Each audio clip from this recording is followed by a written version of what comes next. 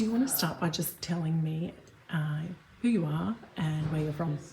My name is Caroline, and I currently live in North Carolina, where I'm getting my MFA in fiction writing. Excellent, excellent.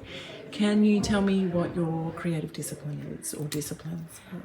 So I primarily write fiction. Recently, in the last year, I've gotten into nonfiction and essay writing, but I would say fiction is sort of my artistic calling. And I write flash fiction. I'm working on a young adult fantasy novel and a short story collection that has some flash fiction and some longer stories. And I particularly, as you can tell by my shirt, am inspired by fairy tales and love bringing kind of magic and the fantastical into conversation with our world and our lives.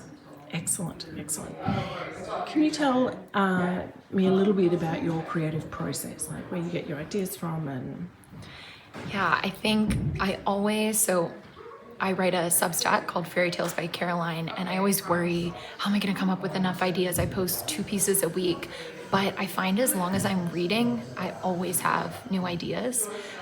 Reading and then talking to other creative people. Last night I was talking to Georgia, and she was telling a story from her childhood, and I said, oh my gosh, can I use that to start a story idea? And she said yes, and we talked about it. So being around creative people, reading a lot, and then I think for short stories, getting the idea is the hardest part. Getting an idea that I think has legs, that I'm interested in pursuing. A lot of times with short stories, I'll get an idea and write first couple pages and realize this isn't going to work. But once I have the idea, I'm very militant about my writing schedule. So I usually write a couple hours every morning. And yeah, just stick to it, get the hours in, get the pages in. With my novel, I have, usually a page or word count goal for the day. But with short stories, it's more kind of a feel of, did I write enough of this today? That segues nicely to what I am curious about next, which is creative routines. Yeah, so here it's been great. Creative routine is just write all day. But normally there's a lot more demands on my time. So I would say that I'm most productive in the morning. So I write in the mornings, and then I have my classes and my job on campus. I work for an independent press called Lookout. And most of that work I can do remotely, which is my dream because it allows me to use my best hours where my brain is functioning at its highest for my own work and my writing. And then I usually have lunch and I either go to class or I work for the press. And yeah, those are my weeks. And then if I ever need a really big writing block where I want to work on something for a whole day, I'll do that on Sundays. Saturdays are my no writing days. Yeah, nice. Yeah. It's good to have breaks as well away from it. Who or what is your creative inspiration? There's so many. Two of my favorites are Shirley Jackson and Angela Carter. Oh, I love Shirley It's Jackson. always, my dream is to win a Shirley Jackson award. Like that would be the peak. But Angela Carter was kind of the woman who pioneered fairy tale retellings, especially feminist fairy tale retellings. And I read her book, The Bloody Chamber, in college, and it was so dog-eared, so underlined. I had so many Post-it notes in it. I remember it being my favorite book I read in college.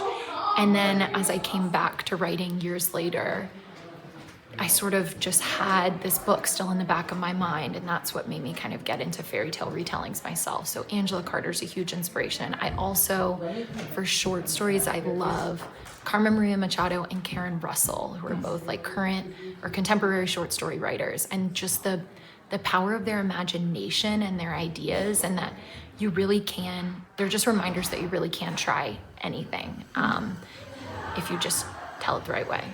So I really admire them. Excellent.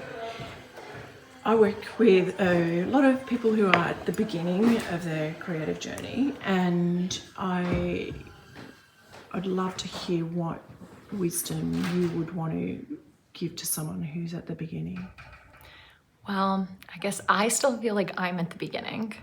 I started getting back into writing was my New Year's resolution in 2020. So I've been writing for seriously and daily for 6 years. And someone once told me, or not just one person, I've had multiple professors, multiple writing instructors tell me that you can't really say you've given writing a fair shot or you've tried to become a writer until you've given it 10 years. So I'm just waiting for everything to happen at the 10-year mark. But I think while it's frustrating at the beginning because you feel like you have these ideas and you don't necessarily have the skills to bring them to fruition, that can be frustrating. But I think it's balanced out by the fact that at the beginning, I felt like every 6 months I looked back on what I'd made before and I thought, oh my gosh, it's terrible. And what I made now is so much better. And then the next 6 months I felt the same thing, and the next 6 months. And I feel like that continued for about 5 years, where I just could see myself growing in leaps and bounds every couple of months.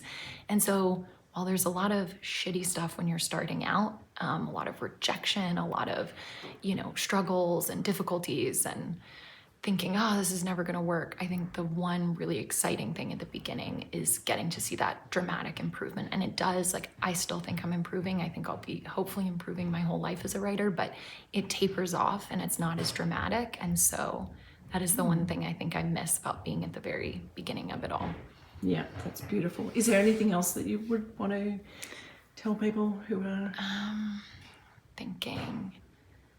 I had something in my mind and it just left. I was talking about progress. No, I forgot. That's okay. Yeah, take classes. Don't just write in isolation. The first year in my writing, I just was working on my novel, by myself. And I finished it and I read it and I said, oh my God, this is terrible. This is not a book.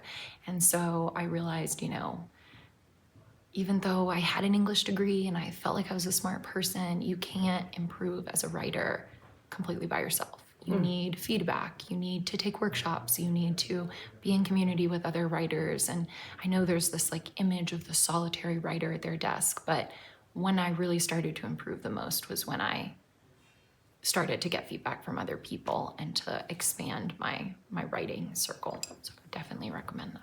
I love that. Thank you so much for your time. Of course.